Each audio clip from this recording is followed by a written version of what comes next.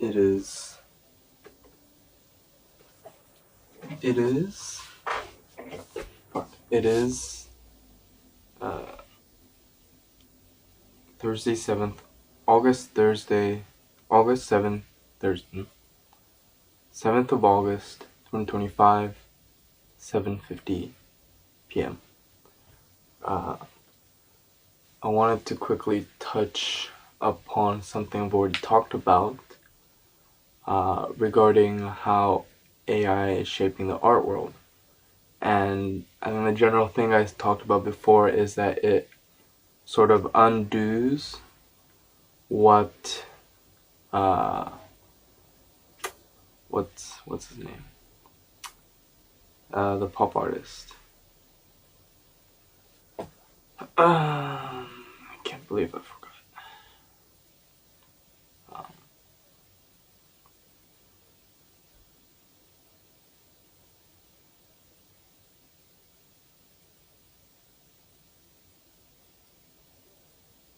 Andy Warhol. Warhol. I guess other pop artists. Honestly, I'm thinking also like Duchamp, Dadaism, that was trying to destroy the aura. But I guess more so pop art or Warhol because he transformed art into a consumer's product, right? Into a business, basically, um, into entrepreneurship. And AI is kind of being able to, wow, what was the term? Like labor barrage or something? To be able to kind of take over the labor for that business. So artists have to find a new platform or new mentality of art which can't be business consumerism. And therefore, I would say art kind of revivifies its like quality. It goes against the mass production, mass consumerism that was present in art. And you could take it as that's kind of negative, that's kind of positive. It's a bit of both. Because it's gonna potentially increase gatekeeping. Although at the same time, technology today has improved our accessibility for tools, anyways, and audience, so maybe it wouldn't necessarily be the case. But there will be some form of gatekeeping. Or maybe you could say protection, you know, to maintain a sort of quality in art, maybe. And what I want to talk about more is into like what this attention to quality actually really is. What is it? And the reason why I thought of Duchamp is because what I want to mention is aura. Currently there's like this meme of like aura farming, and aura farming is a bit different from the aura I want to talk about. But I think the general idea is, it's your presence. It's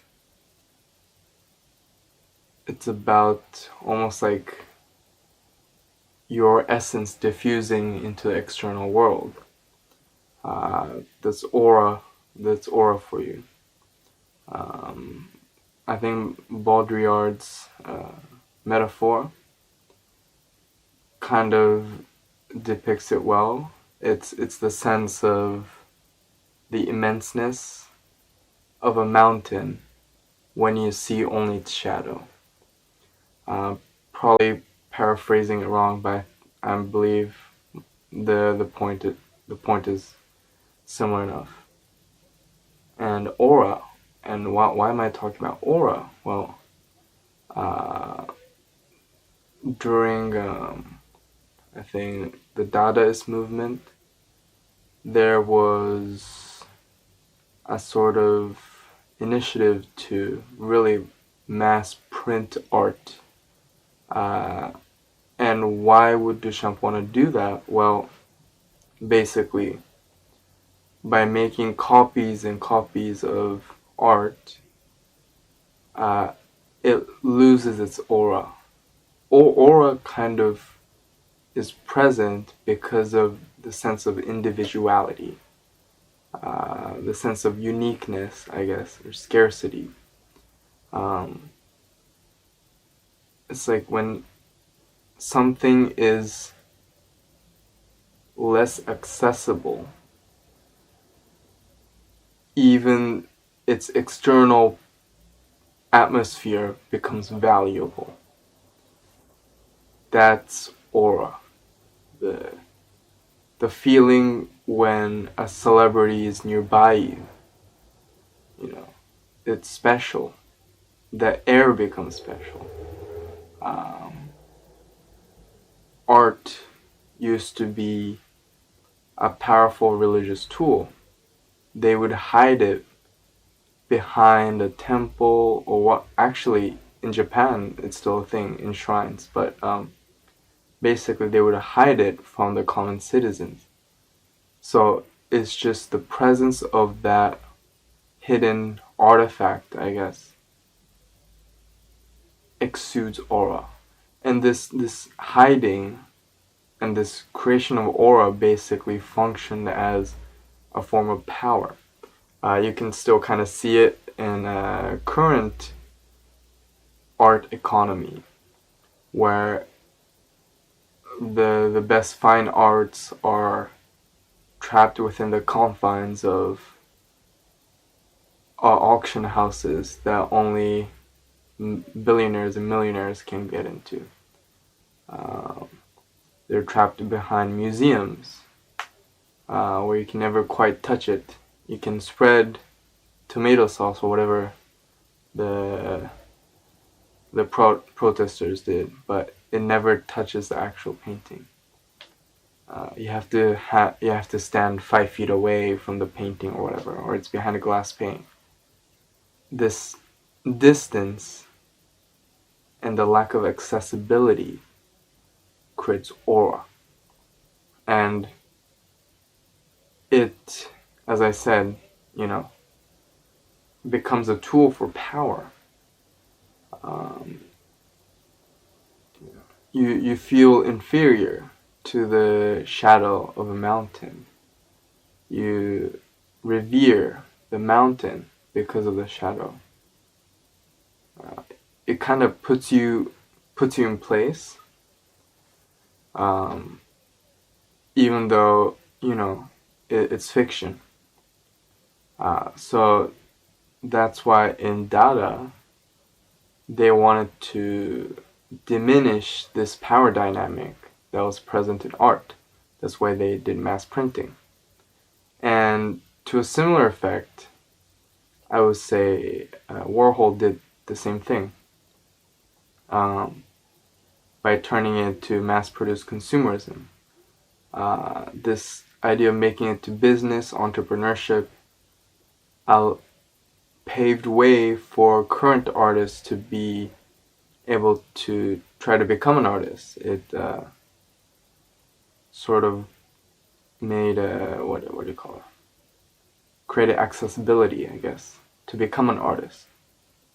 It sort of diminished the aura of the artist instead of just the art. And so, but with AI, there's this response, of trying to reclaim aura, not as a tool of oppression like before, though. It's different, which I think is very interesting. This aura farming of art. And what was I gonna say? And I think that's the sort of quality people are gonna start to look into more. uh, in this. I think it's already starting by going to emerge more of people looking for art that has aura. People trying to create art that has aura. So it's art that's not something that seems mass produced. It's unique. It's individualistic. And I think this counterculture to AI art is going to bring about a sort of a golden age for art. I hope. I think it will. So I kind of have a positive outlook on this, even though it will sort of filter out a sense of accessibility, or more realistically, it will create two worlds, right? The hyper consumerist, accessible, free, cheap art that I think, people can just enjoy. People can just make selfies and Ghiblify it. That will be that world of art. And that will be a world of art that sort of tries to work more and more towards less consumerist. And in this latter world of art, I think we're going to be reintroduced, or there'll be a reinforcement of Arthur theory, or author theory. This pertains to film, but I'm kind of generalizing it to art in general. But basically, Arthur theory is, from my memory, it's about this focus on the director or writer, I think more the director of the film rather than the film. At least you look at the director first and then kind of understand the value or judge the film. And of course, the argument here is, well, then that seems kind of shallow, that you're not really judging the art, you're judging this sort of reputation of the art rather than actual art. It seems a bit shallow, and I agree. But at the same time, I think this is going to be reinforced, which goes back to about aura. And why is that? Well,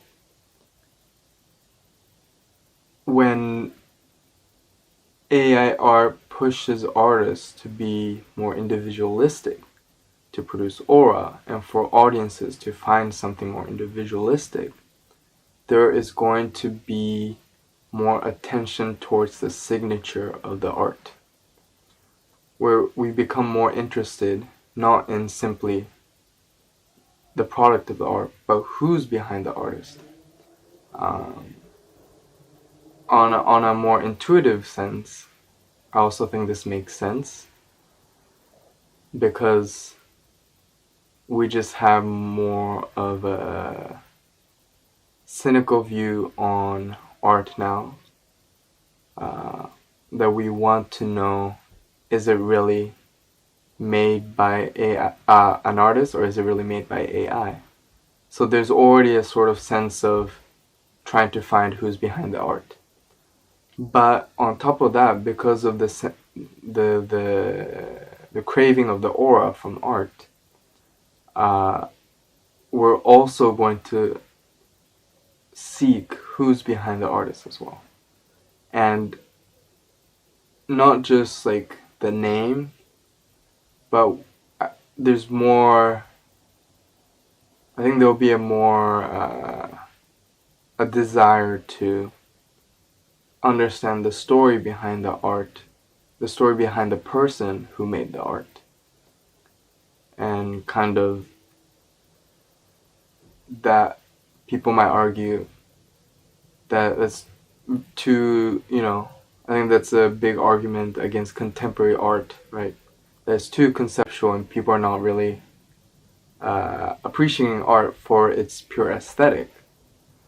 But I believe this is going to be cool very subjective opinion. But I think art is really about human expression. What is more human than to actually understand the history behind it, the story behind um, the artist? That's what's going to bring value to art.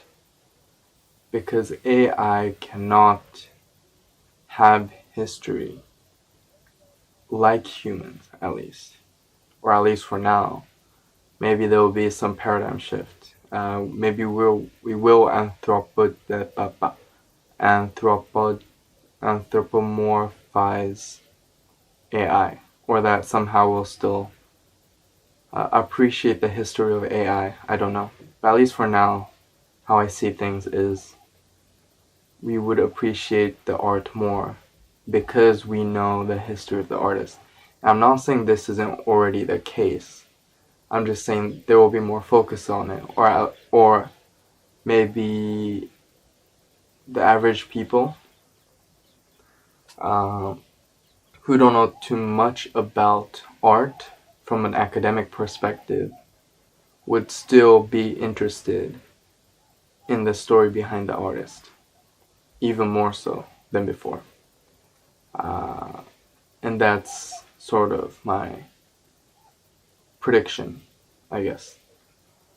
So my point, to sum up, is that AI, because of its replicativeness, its shallowness in its production of art, shallowness of AI art, it incentivizes people to counteract this art by creating art with more aura, which is more individualistic and less accessible. And to achieve this, there's also going to be a focus on the artists themselves when people look at the art. Um, that's it. I think this is I don't know, I want to say the death of Motel art, but maybe Motel art will stay. Or at least it will be replaced by AI, right? That's for sure. I hope Motel art gets replaced by AI. And real art stays with the human artist. That's what I hope for. So yeah, that's it.